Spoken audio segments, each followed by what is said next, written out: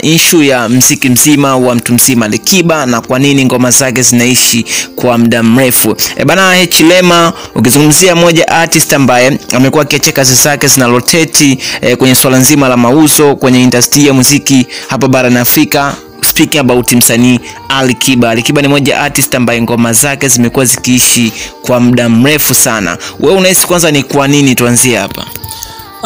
Kwanza thanks for being here again. Okay.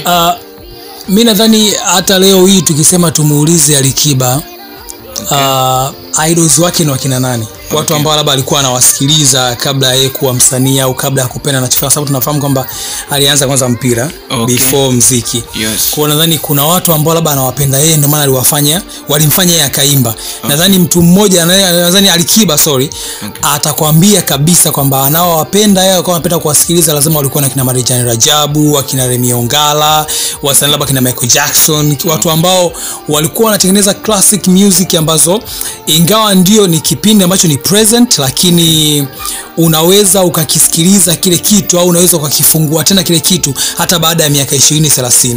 Na naomba tunaona hata nyimbo za hao watu ambao nimekutajia labda kina Marjan Rajabu, kina Remi Ongala, kina watu jazz band, watu wa zamani kutoka kwa wacheza muziki.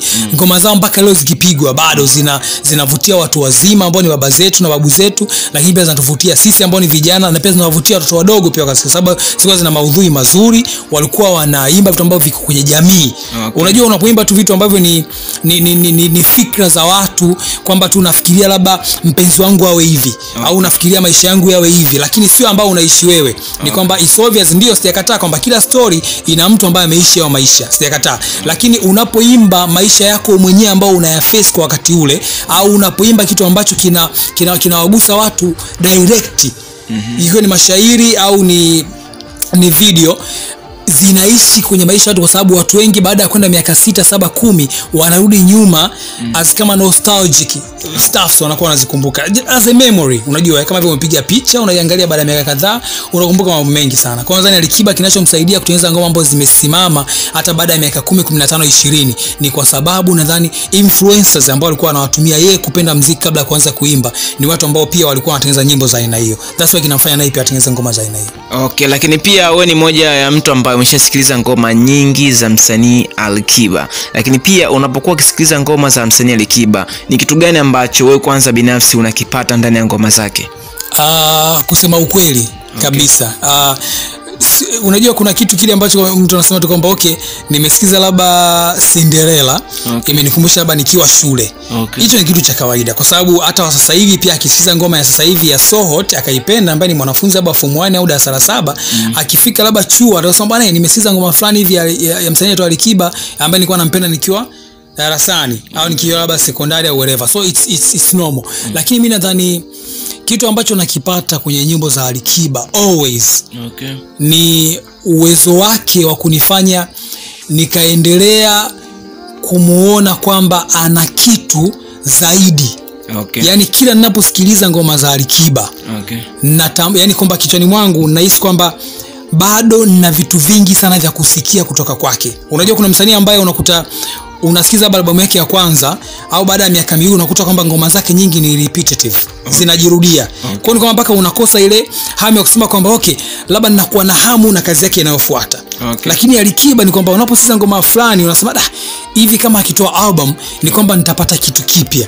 Na pia miaka inayokuja nitaendelea kupata, kwa sababu kila anapotoa anakupa jambo ambalo wewe hukulitegemea kutoka kwake. Lakini pia sasa nataka tuzungumzie kuhusiana na ngoma hizi za Alikiba, tustiki hapa. Alikiba ni moja ya msanii ambaye tumeona anaweza akaachia kazi yake moja kwa mwaka mzima na ile kazi ikazidi kufanya vizuri. Wewe kwanza unahisi kwa nini ngoma za Alikiba zinafanya vizuri katika swala nzima la mauzo? Unajua msanii lazima ngoja kwanza, kuna kitu kimoja wanasema kwamba tafuta fan base yako ujue inapenda kitu gani. Sasa mimi nadhani Alikiba ni mfanyabiashara mzuri sana. Watu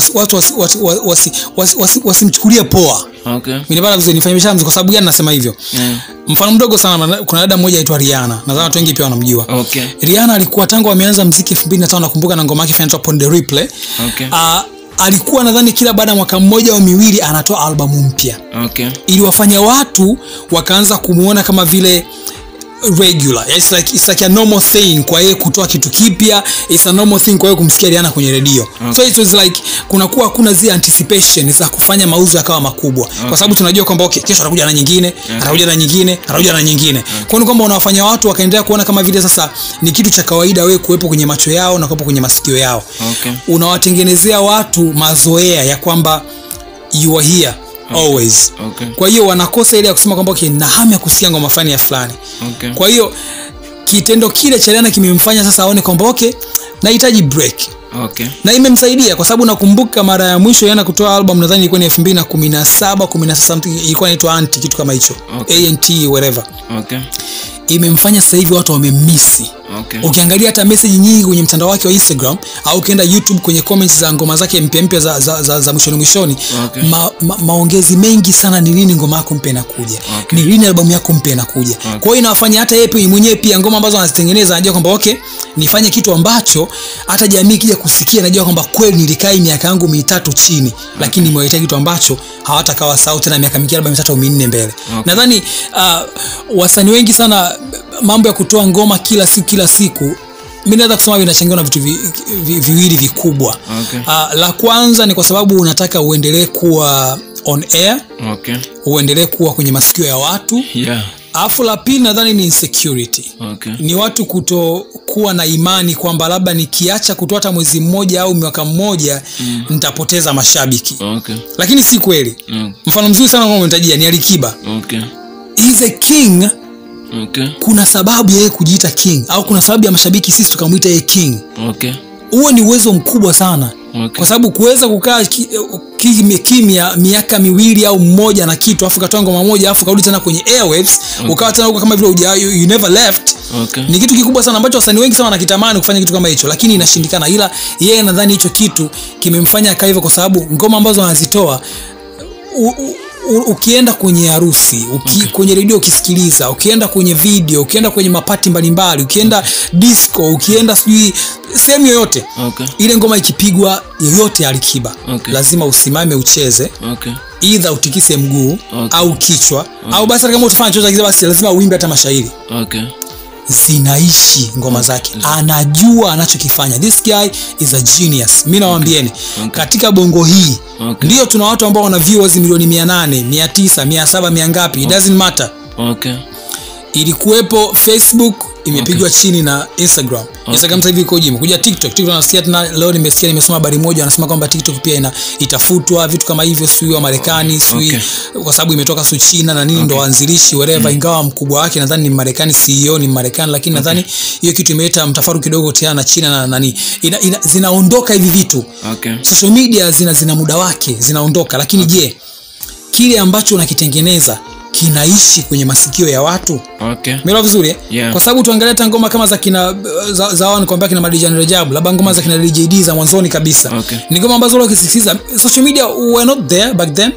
Lakini still bado watu wanazikumbuka, wanazipenda, wanazikiimba, watu wanaimba. Lakini kuna ngoma za wasanii ambao labda wanafanya vizuri, ukisikiza ngoma zake labda za ngoma labda amesaba mwaka juzi au mwaka jana, wala utamani kusimama ucheze. Yeye tayari zishapoteza ile ladha nzima, isaki publish bubblegum wherever umeitafuna imeisha utamu umetema. Utamani tena kuirudia. Alikiba's music zinaishi. Yes. Lakini pia tunaona Alikiba ni moja ya msanii ambaye amekuwa kisikilizwa na lika zote, na hata video zake anapokuwa kirelease tumeona watu wazima wanazitazama, vijana, lakini pia watu wadogo. Lakini pia ni moja ya msanii ambaye ukiangalia kazi zake hujutia takiwa na mama yako au baba yako mnaweza mkakaa mkazitazama. Wewe unahisi ni kwa nini kwamba ngoma za Alikiba kwanza zimekuwa ni ngoma ambazo hazivuki maadili ya Kitanzania, amekuwa na stiki kwenye maadili yale ya Mtanzania? Mimi nadhani hivi Alikiba nadhani foundation. Unajua maisha ya mtu anayoishi akiwa mtu mzima yanakuwa yamebebwa sana na yeye alivyokuzwa. Umenipata vizuri? Kama ulikuzwa mazingira ambayo yanakufanya uwe huru kufanya mpaka vitu ambavyo watu wengine wataziba midomo, ni kwamba unapokuwa mkubwa au unapokuwa mtu mzima lazima utaendelea kuvifanya hata kwa asilimia fulani. Huwezi ukaacha kabisa. Nadhani Alikiba mazingira ambayo alikulia yeye ya baba na mama, labda na jinsi walivyomkuza na mazingira ya dini na ya kujitambua, kujielewa, kujiheshimu, nadhani imempelekea hata nyimbo ambazo anaziimba nyingi, kwa sababu pia anajua kwamba ninachokifanya lazima kiwa affect na familia yangu. Lazima kitasikia familia yangu, lazima itaona. That's why nadhani kimemfanya akawa ni mtu ambaye yuko down to earth. Nasema hivyo, naweza kusema hivyo. Na pia kimemfanya mtu akawa yuko grounded. Naweza kusema hivyo kwamba yuko grounded.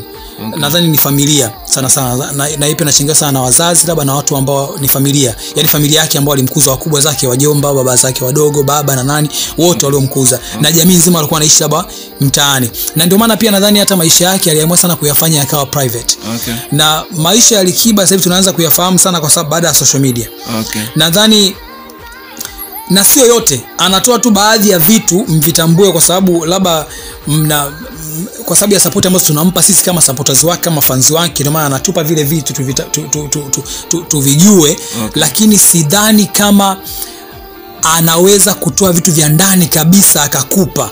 Like kama vitu ambavyo labda ni very private, nazungumzia labda miili, labda kujiachia mwili, labda mpaka nguo za ndani, si vitu gani, yani mambo yako ya ndani kabisa ya chumbani, kuweza kuyaachia watu wakayaona. Unajua unapofikia level ile ni kwamba unaruhusa sasa hata wewe mwenyewe mdomo wako pia ukawa ni mdomo ambao unakuwa wazi muda wote, kwa sababu tayari kama nimesha kuonyesha mpaka the way I sleep with my woman inside my bedroom, mtashindwa nini kuongea mdomoni matusi?